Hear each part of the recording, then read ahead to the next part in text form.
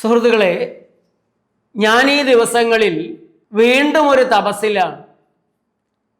ഞാൻ എഴുതിക്കൊണ്ടിരിക്കുന്ന പുസ്തകം ഒന്ന് തീർക്കാൻ. അപകടം അലോപ്പതി എന്നതാണ് ആ പുസ്തകം. ഏതാണ്ട് 80% അതിൻ്റെ ടൈപ്പിംഗ് എല്ലാം കഴിഞ്ഞു. ആരും അത് പബ്ലിഷ് ചെയ്യാൻ തയ്യാറാകുമെന്ന് എനിക്ക് തോന്നണില്ല. ഏതായാലും ട്രാൻസ്ലേഷൻ, ഇംഗ്ലീഷിലെ ട്രാൻസ്ലേഷനും ഉടനെ തന്നെ നടക്കുന്നുണ്ട്. അതിലെ ഒരധ്യായമാണ് ഞാനിന്ന് നിങ്ങളോട് പറയാൻ പോകുന്നത്. എന്തുകൊണ്ടാണ് പ്രായം കൂടിയവരിൽ മരുന്നുകൾ കൂടുതൽ തകരാറുകൾ ഉണ്ടാക്കുന്നത്? ചെറുപ്പക്കാർ മരുന്ന് കഴിക്കുന്നതും പ്രായം ചെന്നവർ മരുന്ന് കഴിക്കുന്നതും തമ്മിലുള്ള വ്യത്യാസം എന്താണ്? അങ്ങനെ എന്തെങ്കിലും വ്യത്യാസം ഉണ്ടോ? സാധാരണ രീതിയിൽ നമ്മുടെ നാട്ടിൽ നടന്നു വരുന്ന ഒരു രീതി, ചെറുപ്പക്കാർക്ക് കുറച്ച് മരുന്ന്, പ്രായം ചെന്നവർക്ക് കൂടിയ മരുന്ന്, വളരെ പ്രായം കൂടി അവശരായവരാണെങ്കിൽ വളരെ വളരെ കൂടുതൽ മരുന്ന്. ചെറുപ്പക്കാർ ആശുപത്രിയിൽ കിടന്നാൽ പോലും മെഡിക്കൽ ബില്ല്, മരുന്നിൻ്റെ ബില്ല് കുറവായിരിക്കും. പ്രായം ചെന്നവരാണ് ആശുപത്രിയിലേക്ക് ചെല്ലുന്നതെങ്കിൽ ഒരു കെട്ട് മരുന്നുമായിട്ടാണ് പോരുക, ബില്ല് വളരെ കൂടും. ആശുപത്രിയിലും ICUവിലും വെന്റിലേറ്ററിലും ഒക്കെ കിടക്കുകയാണെങ്കിൽ മരുന്നുകൾ തന്നെ 1 ലക്ഷത്തിൻ്റെ, 5 ലക്ഷത്തിൻ്റെ, 15 ലക്ഷത്തിൻ്റെ ഒക്കെ തന്നെ ചെലവാക്കപ്പെടുന്നുണ്ട്. അപ്പോൾ പ്രായം ചെന്നവർക്ക് കൂടുതൽ മരുന്നുകൾ എന്നതാണ് നമ്മുടെ ഒരു രീതി. എന്നാൽ പ്രായം ചെല്ലുന്നതോടെ മരുന്നുകളെ കൈകാര്യം ചെയ്യാൻ, വിഘടിപ്പിക്കാൻ, അതിനെ സ്വാംശീകരിക്കാനാണെങ്കിലും വിസർജിക്കാനാണെങ്കിലും ഒക്കെയുള്ള ആന്തരാവയവങ്ങളുടെ കഴിവ് കൂടുകയാണോ കുറയുകയാണോ ചെയ്യുന്നത്? പലപ്പോഴും മലബന്ധമാണ് പ്രായം ചെന്നവരുടെ എല്ലാം പൊതുവായ ഒരാരോഗ്യ പ്രശ്നം. വിയർപ്പില്ലായ്മ, ദീർഘമായി ശ്വസിച്ച് ഉച്ഛ്വസിക്കാനുള്ള കഴിവുകൾ കുറയുക, ത്വക്കിൻ്റെ കരുത്ത് കുറയുക, തൊട്ട് കഴിഞ്ഞാൽ പോലും അറിയുന്ന സമയത്തിന് അല്പം കൂടുതൽ പ്രതികരിക്കാനുള്ള സമയം കൂടുക, അങ്ങനെയൊക്കെയാണ് സംഭവിക്കുന്നത്. അപ്പോൾ മരുന്നുകൾ പ്രധാനമായിട്ടും കരള് വിഘടിപ്പിക്കണം, വയറ്റിൽ ദഹന പ്രവർത്തനങ്ങൾ ചിലത് നടന്നു വരും, രക്തം അതിനെ കൊണ്ടുചെല്ലണം, കരളിൽ കൊണ്ടുപോയി വിഘടിപ്പിക്കണം, നിർവീര്യമാക്കണം, വൃക്കയിലൂടെ പുറന്തള്ളണം. പ്രായം ചെല്ലുന്നതോടെ കരളിൻ്റെയും വൃക്കയുടെയും എല്ലാം കഴിവ് കുറയുമെന്നുള്ളൊരു കാര്യം നമുക്കെല്ലാവർക്കും അറിയാം. മിക്കവാറും എല്ലാവർക്കും ഫാറ്റി ലിവർ കൂടി ഉണ്ടാകും, കിഡ്നിയിൽ എന്തെങ്കിലുമൊക്കെ പ്രയാസം ഉണ്ടാകും, പ്രോസ്റ്റേറ്റിന് തകരാറുണ്ടാകും, നീര് പലപ്പോഴും പലയിടത്തും കെട്ടിക്കിടക്കും. മരുന്നിൻ്റെ അംശങ്ങൾ ആ നീരിലും കെട്ടിക്കിടന്ന് പ്രായം ചെല്ലുന്നവരുടെ ശരീരത്തിലെ മസിൽ കുറയും, കൊഴുപ്പ് കൂടും. ആ കൊഴുപ്പിലും മരുന്നിൻ്റെ അംശങ്ങൾ കൂടുതൽ സമയം കെട്ടിക്കിടക്കും. ഡോക്ടർമാരുടെ കണക്കുകൂട്ടലുകളെ തെറ്റിക്കുന്ന ഒരവസ്ഥയാണ് ഇവിടെ ഉണ്ടാകുന്നത്. ഒരു മരുന്ന് കൊടുത്താൽ അടുത്ത ഡോസ് എപ്പോഴെടുക്കണമെന്നുള്ള തീരുമാനമെടുക്കുന്നത് ആ മരുന്ന് ദഹിച്ച് വിഘടിപ്പിച്ച് അല്ലെങ്കിൽ ചെല്ലേണ്ടടുത്ത് ചെന്ന് പ്രവർത്തനം നടത്തി ശരീരത്തിൽ നിന്ന് പുറത്തു പോയി അത് കഴിയുമ്പോഴാണ് അടുത്ത ഡോസ് എടുക്കേണ്ടത്. പക്ഷേ കൊഴുപ്പ് കൂടിയ ശരീരമാണെങ്കിൽ ഈ മരുന്നുകൾ പുറത്തു പോകാൻ സമയം കൂടുതലെടുക്കും, കരളിലും വൃക്കയിലും കൂടുതൽ സമയം കെട്ടി നിൽക്കും. അപ്പോഴാണ് അടുത്ത മരുന്ന്, അടുത്ത ഡോസ് എത്തുന്നതെങ്കിൽ ഉദ്ദേശിക്കാത്ത ആന്തരാവയവങ്ങളുടെ തകർച്ചയാണ് ശരീരത്തിലുണ്ടാകുക. ഒരു ബ്രിട്ടീഷ് മെഡിക്കൽ പ്രാക്ടീസും അമേരിക്കൻ മെഡിക്കൽ പ്രാക്ടീസും തമ്മിൽ വലിയൊരു വ്യത്യാസമുണ്ട്. നിങ്ങളിൽ എത്ര പേർക്ക് അത് അറിയാമെന്ന് എനിക്കറിയില്ല. കാര്യം ശാസ്ത്രമാണ്, യൂണിവേഴ്സലാണ്, എവിഡൻസ് ബേസ്ഡ് ആണ് എന്നൊക്കെ പറയുമെങ്കിലും ബ്രിട്ടനിൽ നിങ്ങൾക്കൊരു രോഗം വന്നാൽ പ്രകൃതിപാതയിലെ സൗഖ്യസാക്ഷ്യങ്ങൾ സോമു ജേക്കബ് തയ്യാറാക്കിയ ഒരു പുസ്തകമാണ്. ഏതെല്ലാം രോഗങ്ങൾ എങ്ങനെയെല്ലാമാണ് ഓരോരുത്തരും മാറ്റിയെടുത്തത് നിങ്ങൾക്ക് ഈ പുസ്തകത്തിൽ വായിക്കാൻ സാധിക്കും. 130 രൂപയാണ് ഈ പുസ്തകത്തിന്റെ വില. 94960445 503 ഈ നമ്പറിലേക്ക് നിങ്ങളൊരു വാട്സപ്പ് മെസ്സേജ് നിങ്ങളുടെ അഡ്രസ്സ് സഹിതം അയച്ചാൽ പുസ്തകം ലഭിക്കാനുള്ള നടപടിക്രമങ്ങൾ ആരംഭിക്കാൻ സാധിക്കും. അതേപോലെ തന്നെ നേച്ചർ ലൈഫ് പ്രോഡക്ട്സ് ഓൺലൈൻ സൈറ്റിലൂടെയും നിങ്ങൾക്ക് പുസ്തകത്തിന് ഓർഡർ നൽകാവുന്നതാണ്. ഡോക്ടർമാരെ കാണുക ഇവിടത്തെ പോലെ എളുപ്പമല്ല. ഇവിടെ നിങ്ങൾക്ക് ഏത് കൊലകൊമ്പൻ ഡോക്ടറെ നേരിട്ട് കയറി ചെന്ന് കാണാം. കൂടിയാൽ കുറച്ച് സമയം മുന്നിൽ കാത്തിരിക്കണം. അങ്ങനെ സ്പെഷ്യലിസ്റ്റ് ഡോക്ടർമാരെ ഒന്നും കാണാൻ അവിടെ പറ്റില്ല. അവിടെ ജനറൽ പ്രാക്ടീഷണേഴ്സിനെ കാണാം. ഒരു പനിയാണ് വന്നതെങ്കിൽ ഒരു 3 ദിവസം കഴിഞ്ഞാൽ വന്നാൽ മതി എന്ന് പറയും. ഡോക്ടറുടെ അപ്പോയിൻമെൻറ്റ് കിട്ടാൻ 2 ആഴ്ച മുതൽ 2 മാസം വരെ എടുക്കാറുണ്ട്. പലരും പറയുന്നത് അതിനുള്ളിൽ രോഗം തനിയെ മാറിപ്പോയിട്ടുണ്ടാകും, ഡോക്ടറെ പിന്നെ കാണേണ്ട കാര്യം വരുന്നില്ല എന്നാണ്. അപ്പോൾ ബ്രിട്ടനിൽ പോയി മടങ്ങുന്ന ആളുകളോട് നിങ്ങളൊന്ന് ചോദിച്ചു നോക്കണം, ഈ ഒരു മെഡിക്കൽ പ്രാക്ടീസ് കൊണ്ട് ബ്രിട്ടനിൽ രോഗികളൊക്കെ ചത്തുപോവുകയാണോ? ഒരു ആൻറ്റിബയോട്ടിക് എഴുതിയാൽ അത് വലിയ ശ്രദ്ധയിൽ വരും. അത് എഴുതേണ്ടത് ആവശ്യം തന്നെ ആയിരുന്നോ എന്ന് പരിശോധിക്കാനുള്ള ക്രമീകരണങ്ങൾ അവിടെയുണ്ട്. മെഡിക്കൽ ഓഡിറ്റിംഗ് ഉണ്ട്. ഒരു ഡോക്ടർ നിരന്തരം മരുന്നുകൾ കൊടുത്ത് സൈഡ് എഫക്ട്സ് കൂടുതൽ ഉണ്ടാക്കുകയാണെങ്കിൽ ചോദ്യം വരും. ഒരു സർജൻ സർജറി ചെയ്യുന്നത് ഇത്ര ശതമാനത്തിലധികം പരാജയപ്പെടുകയാണെങ്കിൽ ആ സർജന് സർജറി തുടരാൻ പറ്റില്ല. മെഡിക്കൽ ഓഡിറ്റിംഗ് ഉണ്ട്. ഒരു ഡോക്ടർ രോഗിക്ക് മരുന്ന് കൊടുക്കുമ്പോൾ ആ മരുന്നിൻ്റെ ദോഷഫലങ്ങൾ, ശ്രദ്ധിക്കേണ്ട കാര്യങ്ങളൊക്കെ വിശദമായി പറഞ്ഞു കൊടുത്തേ തീരൂ.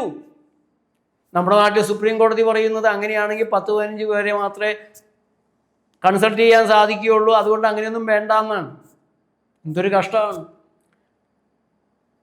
ബ്രിട്ടനിൽ ഒരു രോഗിയെ ആശുപത്രിയിൽ അഡ്മിറ്റ് ചെയ്താൽ ചോദ്യം വരും, എന്തിന് ഇയാളെ അഡ്മിറ്റ് ചെയ്തു, എന്തുകൊണ്ട് അഡ്മിറ്റ് ചെയ്തു? പക്ഷെ ഒരു അമേരിക്കൻ പ്രാക്ടീസിൽ എന്തുകൊണ്ട് അയാളെ അഡ്മിറ്റ് ചെയ്തില്ല എന്നുള്ളതാണ് ചോദ്യം. നമ്മുടെ നാട്ടിലെ ആശുപത്രികളിൽ എന്തുകൊണ്ട് അഡ്മിറ്റ് ചെയ്തില്ല എന്നത് മാത്രമല്ല, അഡ്മിറ്റ് ചെയ്തില്ല എങ്കിൽ നിങ്ങളുടെ ശമ്പളം കുറയും, ആനുകൂല്യം കുറയും.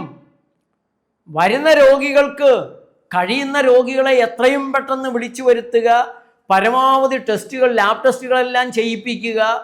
പല ലാബ് ടെസ്റ്റുകളും രോഗിക്ക് അപകടമുണ്ടാക്കുന്നവയാണ്, അതൊന്നും നോക്കണ്ട. കഴിയുന്നത്ര മരുന്നുകൾ രോഗിക്ക് കൊടുക്കുക എന്നുള്ളതാണ്. ലാഭമുണ്ടാക്കുക, ചികിത്സയിലൂടെ ലാഭമുണ്ടാക്കുക എന്നുള്ളതാണ് അമേരിക്കയിലെ, നമ്മുടെ നാട്ടിലെ എല്ലാം ചികിത്സകൾ കൊണ്ടുവന്ന് നടക്കുന്നത്. ബ്രിട്ടനിൽ അങ്ങനെയല്ല. അവിടെ ഒരു മരുന്ന് കൊടുത്ത് പ്രതീക്ഷിക്കാത്ത ഒരു റെസ്പോൺസ് രോഗിയുടെ ശരീരത്തിനുണ്ടായാൽ അത് റിപ്പോർട്ട് ചെയ്യണം. ഡോക്ടറുടെ ഡ്യൂട്ടിയാണ്, കടമയാണ്, ഉത്തരവാദിത്തമാണ്, നിയമപരമായ കടമയാണ്. അഡ്വേഴ്സ് ഡ്രഗ് റിയാക്ഷൻ റിപ്പോർട്ട് ചെയ്യണം. നമ്മുടെ നാട്ടിൽ ഇങ്ങനെ ഒന്ന് ചിന്ത പോലും നമ്മുടെ നാട്ടിലെ ഡോക്ടർമാർക്കും ഇല്ല, അധികാരികൾക്കും ഇല്ല, ജനങ്ങൾക്കും ഇല്ല. നിർഭാഗ്യവശാൽ കോടതികൾക്കും ഇല്ല. കോടതികളിൽ ആ കാര്യം പറഞ്ഞ് നമ്മളൊരു കേസിന് പോയാൽ ഡോക്ടർമാരെല്ലാം തിരക്കിലല്ലേ എന്നുള്ള മറുപടികളാണ് നമുക്ക് കോടതിയിൽ നിന്ന് കിട്ടുക. പ്രായം ചെന്നവർ ആശുപത്രിയിലേക്ക് ചെന്നാൽ കൂടുതൽ മരുന്ന് കൊടുക്കുന്നതിൻ്റെ ലോജിക്ക് എന്താണ്? എന്താണ് അതിൻ്റെ മെഡിക്കൽ എത്തിക്സ്? എന്താണ് അതിൻ്റെ സയൻസ്? നമ്മൾ സയൻറ്റിഫിക് മെഡിസിൻ ആണെന്നാണല്ലോ പറയണത്. നമ്മൾ നിരന്തരം കണ്ടുകൊണ്ടിരിക്കുകയാണ് പ്രായം ചെന്നവരെ ഗുളികകൾ കുത്തി നിറയ്ക്കാനുള്ള കാലിച്ചാക്ക് പോലെയാണ് ഡോക്ടർമാരിൽ പലരും കാണുന്നത്. എല്ലാവരെയും ഞാൻ പറയില്ല, ആദരവോടെ കാണേണ്ട ഡോക്ടർമാരുണ്ട്. വളരെ അത്യാവശ്യത്തിനുള്ള മരുന്നുകൾ. അങ്ങനെയുള്ള ഡോക്ടർമാരുടെ അടുത്ത് രോഗികൾ പോവുകയില്ല. ആ ഡോക്ടർ കൊണ്ടുവരില്ല. മറ്റേ ഡോക്ടർ എനിക്ക് വയറ് നിറച്ച് മരുന്നാണ് തന്നത്, ഈ ഡോക്ടർ ഒരു ഗുളിക എഴുതി തട്ടങ്ങ് പറഞ്ഞു വിട്ടു. അപ്പോൾ ചില ഡോക്ടർമാർ പറയും അതുകൊണ്ടാണ് ഞങ്ങളിങ്ങനെ മരുന്ന് കൊടുക്കുന്നത്, അല്ലെങ്കിൽ രോഗി വേറെ ഡോക്ടറെ അടുത്ത് പോകും. ആ ഡോക്ടർ ഇങ്ങനെ തന്നെയല്ലേ ചെയ്യേണ്ടത്? ആ ഡോക്ടർ കൂടുതൽ നിങ്ങൾ രോഗികളെ പഠിപ്പിക്കുന്നതിൽ പരാജയപ്പെടുകയാണ് ചെയ്തത്. രോഗിയുടെ തെറ്റല്ല. അങ്ങനെ ഒരു സംവിധാനമാണ് നിങ്ങൾ രോഗികളുടെ മുമ്പിൽ കാണിച്ചു കൊടുത്തിട്ടുള്ളത്. അതുകൊണ്ട് മരുന്നുകൾ കഴിക്കുന്ന പ്രായം ചെന്നവർ ചെവിക്കുനുള്ളി ജാഗ്രതയോടെ കാര്യങ്ങൾ ചിന്തിക്കുക. പാടുപെട്ടുണ്ടാക്കുന്ന പണം മാതാപിതാക്കളെ സംരക്ഷിക്കാൻ മക്കൾക്ക് ചെയ്യാവുന്ന ഏറ്റവും നല്ലൊരു കാര്യമായിട്ട് കരുതപ്പെടുന്നത് അവരെ ഏറ്റവും വലിയ ആശുപത്രിയിലെ ഏറ്റവും പേരുകേട്ട ഡോക്ടറെ കാണിച്ച് എഴുതിത്തരുന്ന മരുന്നുകളെല്ലാം കൃത്യമായി കൊടുക്കുക എന്നുള്ളതാണ്. നിങ്ങളുടെ മാതാപിതാക്കളെ ഇഞ്ചിഞ്ചായി കൊല്ലുകയാണ് പലപ്പോഴും നടക്കുന്നത് എന്നുള്ളത് മനസ്സിലാക്കണം. ഇങ്ങനെ മരുന്നുകൾ തീറ്റിക്കരുത്, മരുന്നുകളെ കഴിക്കരുത് എന്നാണ് എൻ്റെ അഭിപ്രായം. മരുന്നില്ലാതെ തന്നെ ആ മരുന്നിലുള്ള ഘടകങ്ങളുള്ള ഭക്ഷണപാനീയങ്ങളുണ്ട്, അതിലേക്ക് പോവാം. വിവേകപൂർവം ആഹാരപാനീയങ്ങളെ തിരഞ്ഞെടുക്കാം. ഞാൻ ഫുഡ് സപ്ലിമെൻറ്റുകളെ കുറിച്ചല്ല പറയുന്നത്, ഫുഡിനെ കുറിച്ചാണ് പറയുന്നത്. ഫുഡും ഫുഡ് സപ്ലിമെൻറ്റും രണ്ടും രണ്ടാണ്. ഫുഡ് സപ്ലിമെൻറ്റുകളെയും മരുന്നുകളായിട്ട് തന്നെ കരുതണം. ഒരു കച്ചവടത്തിനും സാധ്യതയില്ലാത്ത രീതിയിൽ ഭക്ഷണം തന്നെ നേരെ ചൊവ്വേ കഴിച്ചുകൊണ്ട് നിങ്ങൾക്ക് മെഡിക്കൽ മാഫിയയിൽ നിന്ന് രക്ഷപ്പെടാം. ഞാൻ ഒരൊറ്റ ഉദാഹരണം പറയാം. നിങ്ങളുടെ അച്ഛനോ അമ്മയ്ക്കോ അല്ലെങ്കിൽ നിങ്ങൾക്ക് തന്നെയോ അയൺ ഡെഫിഷ്യൻസി ഉണ്ട് എന്ന് കണ്ടുപിടിച്ചു കഴിഞ്ഞാൽ, ഇരുമ്പിൻ്റെ കുറവുണ്ടെന്ന് പറഞ്ഞു കഴിഞ്ഞാൽ, നിങ്ങൾക്ക് ഇരുമ്പ് ഗുളികയാണ് ഡോക്ടർമാർ എഴുതി തരിക. പക്ഷെ ഞങ്ങൾ പറയും ചീര നന്നായി കഴിക്ക്, മാതള നാരങ്ങ കഴിക്ക്, ബീട്രൂട്ട് കഴിക്ക്, നെല്ലിക്ക കൂടെ കഴിക്ക്. പലപ്പോഴും കറിവേപ്പിലയും നെല്ലിക്കയും തമ്മിലുള്ള ചമ്മന്തിയെല്ലാം പറഞ്ഞു തരും. ക്രമേണ പടിപടിയായി കൂടേണ്ട രീതിയിൽ പതുക്കെ നിങ്ങളുടെ രക്തത്തിൻ്റെ അളവ് കൂടി വരും, ഇരുമ്പിൻ്റെ അംശം കൂടിക്കോളും. അതിനു പകരം നിങ്ങൾ ഇരുമ്പിൻ്റെ ഗുളിക കഴിച്ചാൽ സൈഡ് എഫക്റ്റുകൾ പലതുണ്ട്. ചീരയും നെല്ലിക്കയും എല്ലാം കഴിച്ചാൽ മലശോധന നന്നായി നടക്കും, കണ്ണു തെളിയും, ഓർമ്മ കൂടും, ഉഷാറാകും, രക്തശുദ്ധി ഉണ്ടാകും, രക്തപുഷ്ടി ഉണ്ടാകും, ഇരുമ്പ് കൂടും, എല്ലാം കൂടും. മൊത്തത്തിലാണ് ശരീരത്തിന് മെച്ചം കിട്ടുന്നത്. ഗുണങ്ങളേ ഉള്ളൂ, ആരോഗ്യമാണ് അതിൻ്റെ സൈഡ് എഫക്റ്റ്. അതേസമയം നിങ്ങൾ അയൺ ഗുളിക കഴിക്കുമ്പോൾ സൈഡ് എഫക്റ്റായിട്ട് വരുന്നത് രക്തത്തിൻ്റെ പെട്ടെന്ന് കൂടും, കൂടിയത് അതുപോലെ തന്നെ താഴേക്ക് വരികയും ചെയ്യും. സൈഡ് എഫക്റ്റായിട്ട് വരാനുള്ളത് epigastric pain, staining of the teeth, a metallic taste in the mouth, diarrhoea more than constipation, മേൽവയറ് വീർത്തുള്ള വേദന, പല്ലിൻ്റെ നിറമാറ്റം, വായയിലൊരു മെറ്റാലിക് ലോഹച്ചുവ, മലബന്ധത്തേക്കാൾ കൂടുതൽ വയറിളക്കം. അയൺ സോർബിറ്റോൾ ഇഞ്ചക്ഷൻ വേണമെങ്കിൽ കൊണ്ടേ കൊടുക്കാം, വളരെ പെട്ടെന്ന് കൂടിക്കിട്ടും. മരണം അപൂർവമായിട്ടേ ഉണ്ടാവുള്ളൂ എന്നാണ് അതിൻ്റെ ദോഷഫലങ്ങളിൽ മെഡിക്കൽ ടെക്സ്റ്റുകളൊക്കെ പറയുന്നത്, അയൺ സോർബിറ്റോൾ ഇഞ്ചക്ഷൻ ആണെങ്കിൽ. ഇപ്പോൾ പ്രായം ചെന്ന ആളുകൾക്ക് മരുന്നുകൾ ഇങ്ങനെ കൊടുക്കുന്നു, എണ്ണം കൂടുതൽ കൊടുക്കുന്നു, കൂടുതൽ തരം കൊടുക്കുന്നു. അതിലൂടെ നിങ്ങൾ അവർക്ക് നന്മ തന്നെയാണോ ചെയ്യുന്നത്, ഉപകാരമാണോ ചെയ്യുന്നത്? പാടില്ലാത്തൊരു കാര്യമാണ് ചെയ്യുന്നത്. അതുകൊണ്ട് ആഹാരപാനീയങ്ങളിലൂടെ ശരീരം നേരെയാക്കാൻ, നന്നാക്കാനുള്ള ശ്രമങ്ങൾ അടിസ്ഥാനപരമായി നടത്തുകയും, നിങ്ങൾക്ക് ഞങ്ങൾ ഈ പറയുന്ന കാര്യങ്ങളൊന്നും വിശ്വാസമില്ല, അലോപ്പതി വിശ്വാസം തന്നെയാണെങ്കിൽ സത്യസന്ധമായി മെഡിക്കൽ പ്രാക്ടീസ് ചെയ്യുന്ന, അത്യാവശ്യത്തിനുള്ള മരുന്നുകൾ മാത്രം നൽകുന്ന, ആത്മാർത്ഥതയുള്ള മനുഷ്യസ്നേഹമുള്ള ഡോക്ടർമാരെ കണ്ടുപിടിക്കുക. ദുരിതമരണത്തിൽ നിന്ന് വയസ്സാം കാലത്ത് അൾസറും പിടിച്ച് കരളും തകർന്ന് കിഡ്നിയും തകർന്ന് ഡയാലിസിസ് ഒക്കെ ചെയ്ത് മരുന്നിൻ്റെ ക്യാൻസറും പിടിച്ച് അങ്ങനെ കൊല്ലണോ പ്രായം ചെന്നവരെ? ചെറുപ്പക്കാരാലോചിക്കുക. പ്രായം ചെന്നവർ പലർക്കും മക്കളൊന്നും സ്ഥലത്തില്ല, പലരും ദൂരസ്ഥലങ്ങളിലാണ്, വിദേശ രാജ്യങ്ങളിലാണ്.